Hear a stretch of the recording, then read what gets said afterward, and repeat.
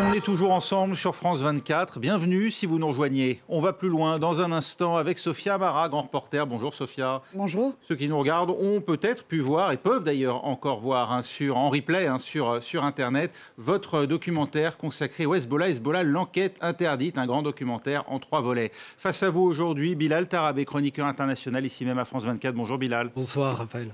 Et ensemble, on va pouvoir débattre dans un instant de la venue de Xi Jinping à Moscou. C'était aujourd'hui en pleine tension évidemment avec l'Ukraine. Le président chinois qui joue notamment l'alliance totale avec Vladimir Poutine. Pour l'occasion, eh bien, il a dévoilé son plan. C'était il y a quelques jours, un plan de paix qui reste très vague pour sortir du conflit. C'est surtout ce nouvel élan qu'il ambitionne de donner à sa relation avec Moscou qui est aujourd'hui mis à l'honneur. On va en parler dans un instant. Et puis, c'était il y a 20 ans, jour pour jour, le déclenchement de la deuxième guerre d'Irak par les Américains. Alors convaincus de trouver à Bagdad des armes de destruction massive. 2 décennies plus tard, toujours pas de lien avéré non plus avec Al-Qaïda, mais un pays durablement affaibli et tombé sous l'influence de l'Iran contre la volonté américaine. C'est tout de suite, on va plus loin. Peut-on prétendre jouer les médiateurs dans un conflit qui met aux prises un allié proche? C'est la figure de style assez osée, il faut bien le dire, que tente Pékin toute cette semaine. En se rendant pour 3 jours à Moscou, Xi Jinping, le numéro 1 chinois, veut tout à la fois mettre en scène sa proximité avec Vladimir Poutine, annonçant même un nouvel élan dans leurs relations, tout en plaidant pour un hypothétique plan de paix avec l'Ukraine. On voit ça en image avec Florent Rodeau. Devant les caméras, la poignée de main est chaleureuse. Pour Vladimir Poutine, très isolé depuis un an sur la scène internationale, recevoir Xi Jinping au Kremlin est un événement. L'occasion pour le président russe de vanter son entente renforcée avec son homologue chinois. Nous avons de nombreuses tâches et objectifs communs. Nous savons que vous, personnellement, tous nos amis chinois, accordez une grande attention au développement des relations russo-chinoises. Nous sommes partenaires dans une coopération stratégique globale. C'est ce statut qui détermine qu'il doit y avoir des relations étroites entre nos pays. Parmi les annonces à retenir, Vladimir Poutine se dit prêt à étudier le plan de paix présenté le mois dernier par la Chine pour mettre fin au conflit en Ukraine.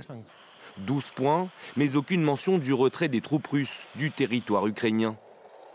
Désireux de restaurer son intégrité territoriale, Kiev s'en inquiète et insiste pour que ce retrait russe soit inscrit comme condition préalable à tout règlement diplomatique.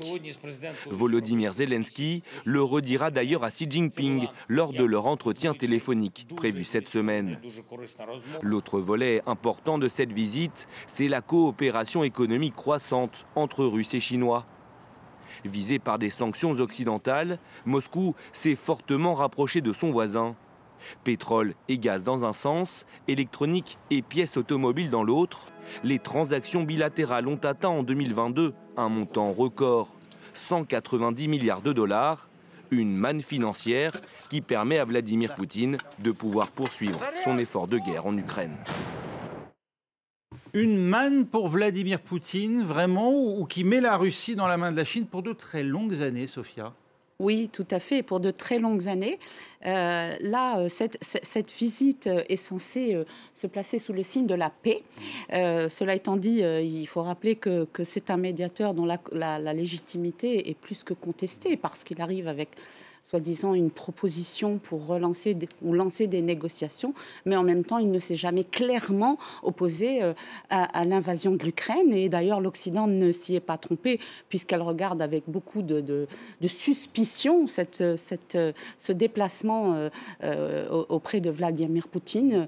Ce sont de grands principes qui sont énoncés à la manière des années 80 ou même avant, du temps de la guerre froide. On regardait ces images, mais au final, je pense qu'il y a peu à attendre de cette médiation. On assiste à quoi, Bilal Tarabé? C'est une démonstration de force entre égaux, disons, entre Chinois et Russes, ou bien une satellisation en fait de la Russie dans l'orbite chinoise? Alors, satellisation, clairement, il y a une dépendance de la Russie, une dépendance économique, une dépendance géopolitique. Mais moi, je vous propose plutôt de renverser, en fait, ce point de vue. de dire deux choses. D'abord, finalement, ce soutien de la Chine à la Russie permet à Vladimir Poutine d'accomplir, ou en tout cas d'être en voie d'accomplir, deux de ses objectifs qui sont essentiels. Un, restaurer l'Empire russe, en tout cas la vision que lui, il en a, et de deux, battre l'Occident. Et c'est pas un hasard si Vladimir Poutine a fait sa petite tournée à Crimée et à Mariupol ce week-end. C'est quand même une démonstration de confiance de dire « je suis ici chez moi » à la veille de la venue de Xi Jinping. C'est la première fois qu'il le faisait, cela dit. Il a attendu un an. Et moi, surtout, ce que j'y vois, c'est plutôt un coup de Xi Jinping, un coup de billard à deux bandes, si vous voulez. La première bande, c'est évidemment de venir soutenir son allié parce que c'est son allié, parce que la Chine n'est pas neutre, quoi qu'elle dise, dans ce conflit, mais surtout de donner un message au monde, montrer au reste de la planète que un nouvel ordre mondial est en train de naître. Post-colonial, post-américain, post-même interventionnisme occidental en Irak, où la Chine serait une grande faiseuse de paix, et on va pouvoir en parler, mais il faut quand même juste dire qu'il y a 10 jours, Pékin a doublé tout le monde en faisant signer le rétablissement des relations diplomatiques entre l'Iran et l'Arabie Saoudite, ce qui vraiment n'est pas rien. On a avec nous Julian Colling, qui est le correspondant de France 24 à Moscou. Qu'attend précisément Vladimir Poutine de cette visite, Julian? Et est-ce qu'il a déjà obtenu des choses à l'issue de cette première journée? Pour l'instant, on n'en sait rien, puisque les visites d'aujourd'hui, en tout cas les discussions entre Xi Jinping et Vladimir Poutine, qui ont duré 4h30, tout de même 4h30, ont été sur le format informel. Donc on n'a pas encore de sortie de presse, on n'a pas d'informations sur ce qui est sorti de ces discussions. Les discussions officielles, on va dire les pourparlers officiels, auront lieu seulement demain, avec donc des déclarations à la presse dans la foulée, sans doute l'après-midi, demain. Mais effectivement, ce qu'on peut attendre sans doute de la part en tout cas, ce que espère la Russie de la Chine, c'est sans doute un soutien, encore une fois, appuyé, témoigné de manière précise, claire, sur le plan public. Mais après, ce qu'on peut vraiment, au niveau matériel, on va dire, c'est difficile à savoir, puisque pour l'instant, c'est pas du tout sûr que la Chine soit prête à, par exemple, livrer des armes, ou en tout cas soutenir plus matériellement la Russie dans son intervention en Ukraine. Donc, encore une fois, cette réunion, si vous voulez, en tout cas de mon point de vue, c'est plutôt quelque chose du point de vue de la communication aussi, qui est destination de l'opinion publique russe, c'est important pour les Russes de voir que Vladimir Poutine et Moscou aujourd'hui n'est pas isolé sur la scène internationale? Bien sûr. Oui, tout à fait, c'est ça. C'est-à-dire que c'est une visite assez longue, 3 jours tout de même à Moscou pour Xi Jinping, donc c'est pas rien. Et effectivement, du point de vue du Kremlin, en tout cas, c'est l'occasion de dire qu'une fois de plus, les blocs se sont un petit peu réalignés, qu'il y a un peu ce bloc, si vous voulez, Chine, Russie, pays également du Sud, pour parler vulgairement, non alignés, qui également les soutient, ou en tout cas ne se prononce pas contre ce qu'ils font. On sait aussi que des exercices militaires ont eu lieu il y a quelques jours entre l'Iran, la Chine et la Russie dans la mer d'Oman. Et donc, encore une fois, c'est important pour Poutine sur le plan intérieur aussi, de montrer qu'il n'est pas isolé, que tout se passe comme prévu et qu'il peut compter sur un soutien indéfectible, en tout cas en apparence, de la Chine, qui est donc avec cette visite de Xi Jinping à Moscou. Merci Julien Colling avec nous en direct de Moscou. Sophia Amara, cette image, elle parle aux pays du Sud lorsqu'on les entend vanter un monde multipolaire. Mais enfin, il faut bien le dire, l'image en elle-même, on parlait hors antenne de soft power, c'est quand même pas très réussi. On peut pas dire que ça crée une énorme attractivité, non? Non, pas du tout, ni en matière de modernité, ni en matière de contenu. Mais cela étant dit, cette visite semble, en tout cas même vue des pays du Sud, comme une visite, c'est de la communication. Parce qu'au final, on sait bien que la Chine n'a pas les moyens d'influencer la décision de Vladimir Poutine. Parce que c'est une chose que de faire signer un accord entre Riyad et Téhéran, parce que là, les Chinois ont le poids qu'ils ont vis-à-vis de ces deux pays du Moyen-Orient, c'en est une autre de faire plier Vladimir Poutine. Ça n'est pas gagné. Simplement, dans la foulée, eh bien, c'est vrai que la visite, c'est une visite d'État qui était décidée, mais en tout cas pour la Chine, ça lui permet de se placer en tant que joueur important dans ce monde éclaté, multipolaire désormais. Et en même temps, ça permet à Vladimir Poutine de montrer au reste du monde, mais d'abord à sa population, qu'il n'est pas totalement isolé. En matière de résultats concrets, il faut attendre de voir ce que va donner la déclaration qui est attendue dans les prochaines heures.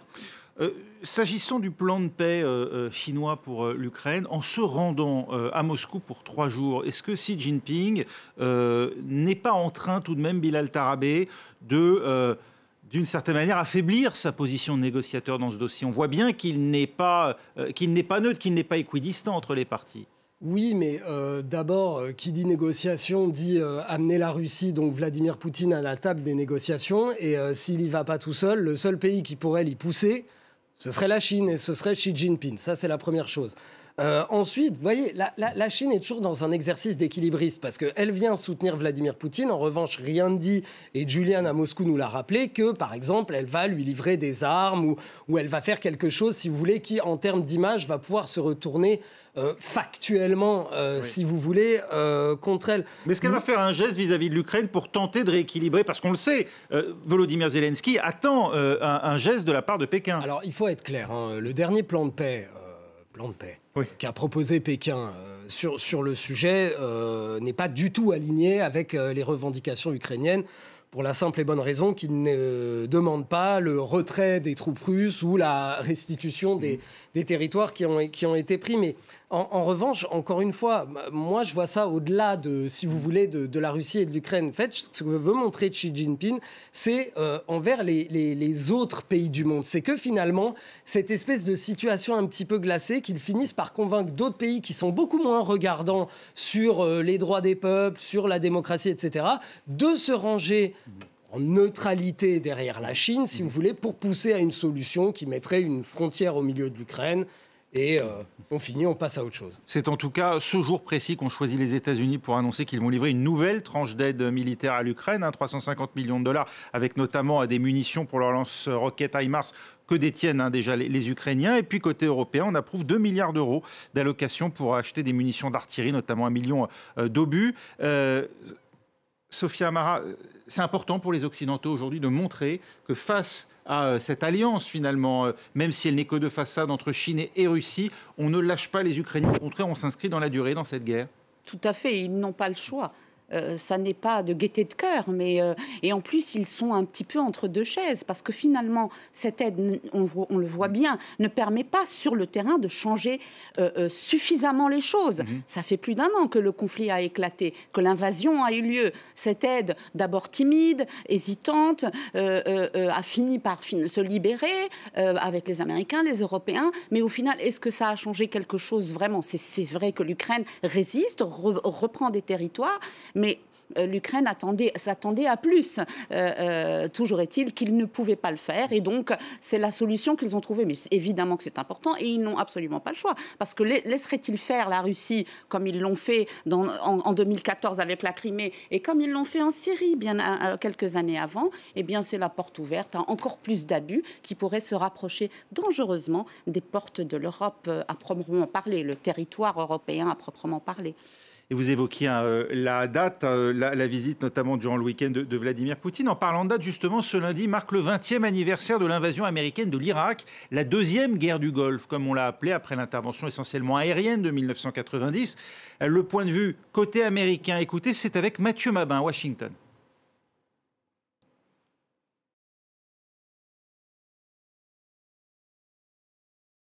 Concrètement, en dehors de quelques associations d'anciens combattants ou de familles de soldats américains morts en Irak, le 20e anniversaire de l'offensive américaine ne fait clairement pas l'objet de grandes commémorations.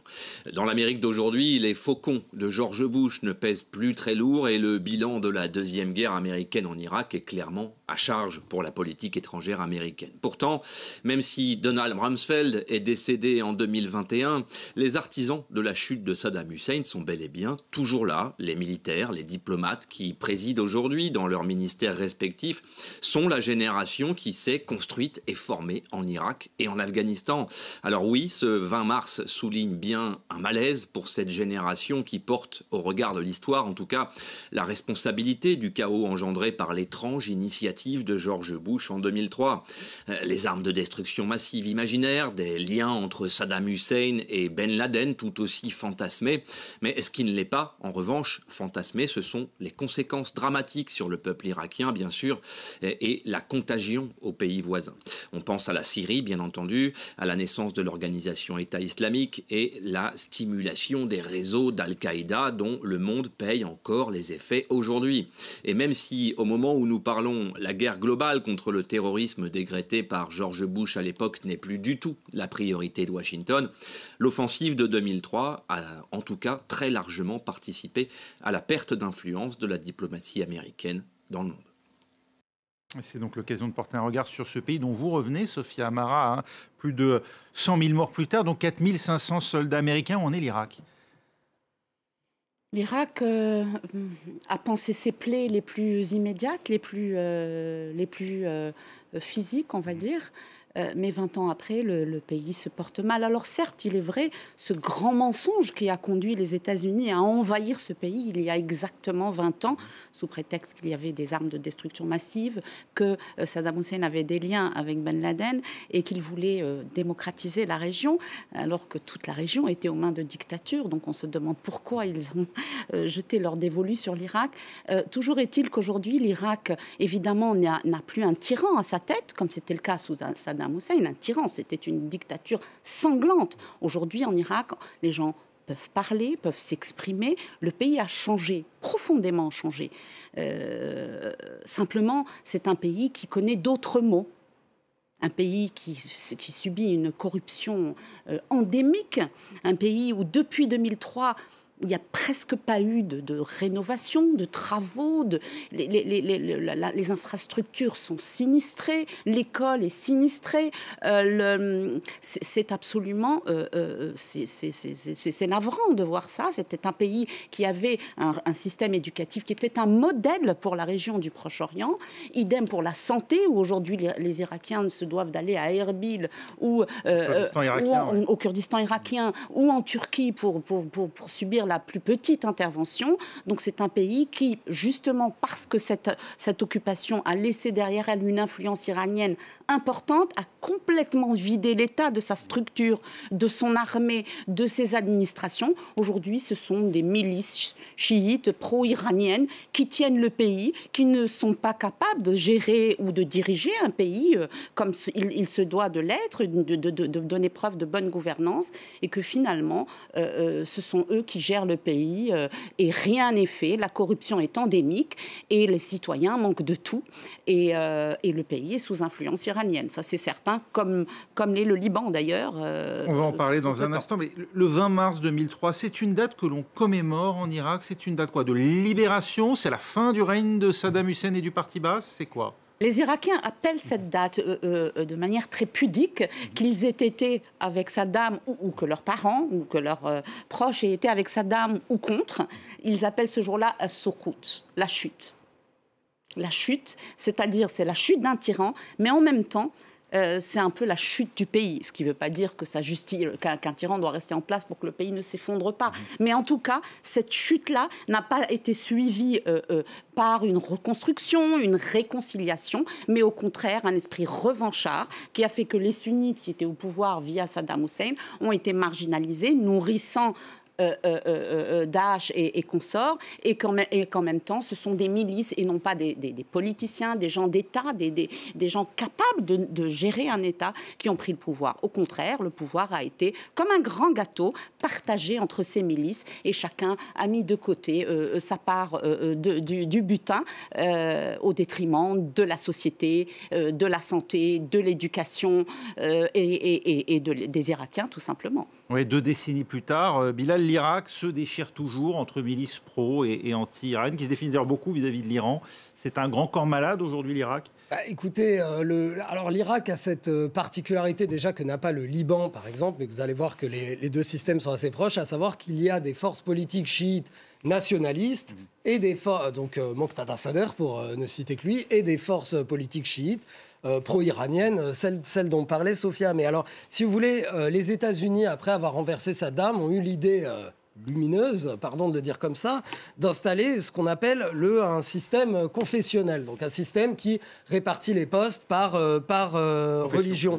Donc, si vous voulez, vous avez 20 ans plus tard un pays où le confessionnalisme entraîne la disparition progressive du sentiment d'appartenance nationale. Ça, c'est un. Il entraîne la miliciarisation de la société. Sophia en parlait, on estime à peu près à 160 000 Irakiens membres de près ou de loin d'une milice confessionnelle. Le confessionnalisme encourage le clientélisme. Le clientélisme, la corruption. L'Irak est 157e sur 180 pays selon Transparency, 410 milliards de dollars ont été détournés en Irak d'argent public depuis 2003. Et vous avez donc une corruption endémique qui nourrit l'abstention. Abstention record, 60% aux dernières législatives. Et donc tout ça, ça vous donne un pays qui n'est pas vraiment gouvernable. Pas vraiment gouvernable. L'Occident aussi aura laissé des plumes, mais on n'a jamais trouvé les fameuses armes de destruction massive, prétexte à l'invasion. La parole des Occidentaux est aujourd'hui encore sujette à caution, voire même discréditée auprès des pays du Sud. On s'en est parmi d'une certaine manière. Les pays occidentaux, je m'inclus évidemment dans le lot. Sophia Mara. Tout à fait. Cette guerre, ça a été une véritable boîte de Pandore, l'invasion irakienne, l'invasion américaine de l'Irak. Que ce soit au niveau du pays, dans la région, le confessionnalisme, le terrorisme, un État à genoux, alors qu'il est riche, deuxième exportateur de pétrole, et qu'aujourd'hui, si vous allez dans une école irakienne, ça fait peine à voir, ou dans un hôpital, vous en sortez en courant et vous dites « je vais aller mourir chez moi ». C'est catastrophique. Et alors que ça n'était pas comme ça avant la chute de Saddam Hussein. Mais toujours est-il que oui, aujourd'hui, une des conséquences, en plus du terrorisme qui a frappé jusqu'en Europe et jusqu'en Occident, eh bien, c'est un discrédit. Et ils ont renforcé, apporté de l'eau au moulin, alors de tous les théoriciens du complot, de tous ceux pour qui la mainmise de l'Occident, de l'Amérique, du grand Satan, selon les termes des uns et des autres. Mais évidemment, c'est le grand mensonge. Et ce mensonge-là, ce fameux Colin Powell tenant cette éprouvette et prétendant, comme 10 ans avant, on avait prétendu la fameuse affaire, rappelez-vous, des bébés jetés en dehors, ce qui était complètement faux lors de l'invasion. Des maternités. Des maternités lors de l'invasion par l'Irak du Koweït. Et ils avaient ramené, les Américains avaient loué les services d'une Koweïtienne pour venir dire que les soldats irakiens avaient jeté les enfants hors dans les maternités. Des couveuses, exact. Les avaient sortis des couveuses, les prématurés les avaient sortis des couveuses pour les jeter à terre, pour justifier cette guerre en 91. Là encore, en 2003, ce grand mensonge a nourri, a démultiplié à donner de l'eau, à rapporter de l'eau au moulin de tous ceux qui veulent contester, critiquer, parfois à raison, mais souvent à tort, l'action de l'Occident ou la démocratie ou le système qui est le nôtre, en tout cas ici. Et donc, évidemment, c'est un des effets. Ça n'est pas le plus immédiat, ça n'est pas le plus meurtrier, mais c'est quand même un des effets aujourd'hui qui se fait encore sentir. Conséquence, ça a nourri en partie l'influence iranienne en Irak et aussi l'émergence chez un certain nombre d'anciens proches du parti basse de Daesh. Non, mais c'est-à-dire que quand on se dit que les États-Unis sont ennemis de la République islamique d'Iran depuis sa création en 1979 et qu'en allant faire la guerre en Irak, ils aboutissent au renversement d'un pays qui était allié de l'Occident. On a tendance à l'oublier quand il y avait la guerre entre l'Irak et l'Iran dans les années 80, qui a quand même duré... La France elle-même a contribué militairement. Qui a clairement quasiment donné l'Irak à l'Iran. Mais moi, je voulais rebondir sur ce que disait Sophia. C'est-à-dire que, d'abord déjà, pour reparler de la Russie une seconde, Vladimir Poutine ne manque jamais une occasion de rappeler l'invasion américaine de l'Irak basée sur un mensonge. Il rappelle aussi souvent la no-fly zone, la zone d'exclusion aérienne de la Libye, qui a servi de prétexte. Voilà, là aussi, un changement de régime. Ce sont ces deux armes médiatiques. Non, mais complètement. Il y a la deuxième chose, c'est que Sophia parle de grands mensonges.